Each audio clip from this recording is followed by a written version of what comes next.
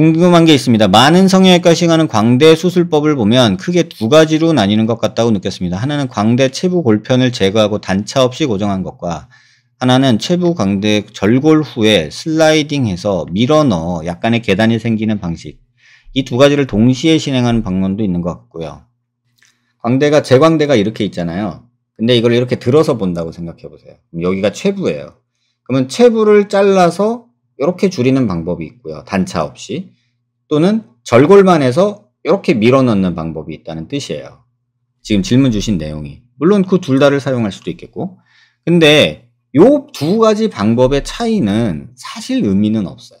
왜냐하면 단차는 생기는 이유는 단차는 생길 수밖에 없어요. 슬라이딩 밀어넣는 순간 생길 수밖에 없고 절골을 해서 당겨 붙인다고 해도요. 어느 정도는 또 밀어 들어가게 돼 있어요. 그래서 비슷한데 사실 요걸로 뼈 유합을 얘기하기는 조금 애매하다는 거죠. 뼈 유합을 얘기하고 계신데 이걸로 뼈 유합이 완전하냐 어쩌냐는 얘기하기 좀 어려워요.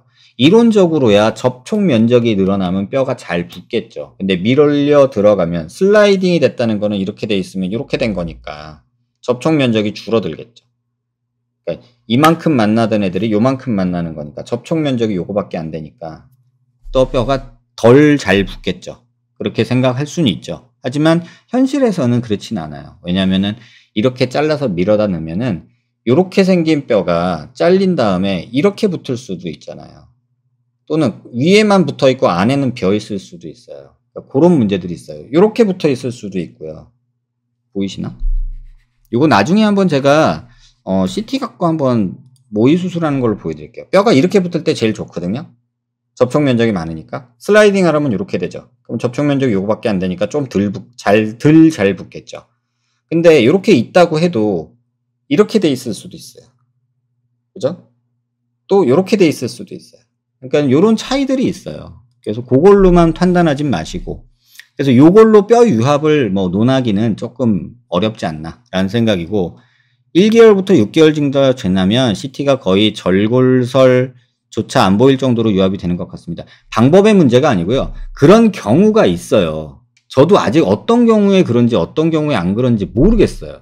솔직히 맨날 수술을 하지만 어떤 친구는 광대 수술하고 되게 잘 붙여놨는데 어떤 친구는 진짜 한 2달 만에 왔는데 한 달 반? 그 정도 왔는데 절골 라인이 안 보여요. 내가 했는데 신기하게. 근데 어떤 친구는 똑같이 했는데 절골 라인의 뼈가 살짝 녹아 없어져 있어요.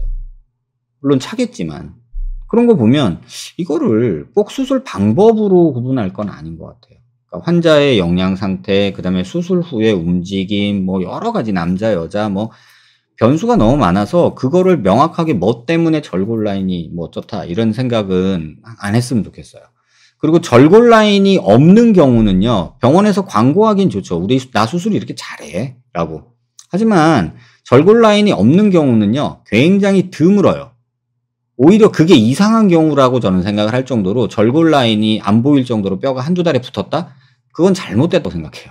잘못된 게 아니라 굉장히 예외적인 경우예요. 그러니까 그걸 보고 또 나도 그렇게 되고 싶고 뭐 이런 생각을 하신다면 그건 조금 아니다. 이렇게 말씀을 드려야 될 것 같아요. 저라면. 어쨌든 단차가 생겨도 밀어넣는 거다. 나중에 시간이 지나면 뼈가 차올라는 건 맞아요.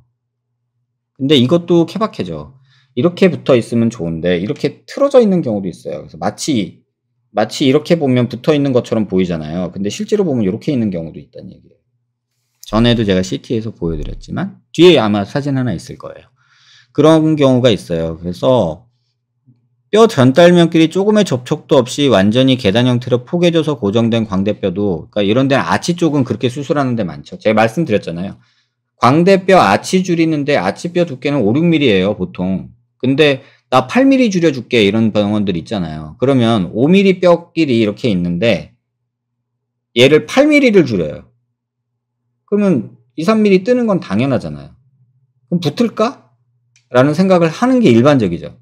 하지만 재수 좋으면 또 얘가 붙기도 해요. 뭐 여기 사이사이에서 뼈가 생겨서 연결이 돼서 아주 시간이 많이 흐른 환자들 보면.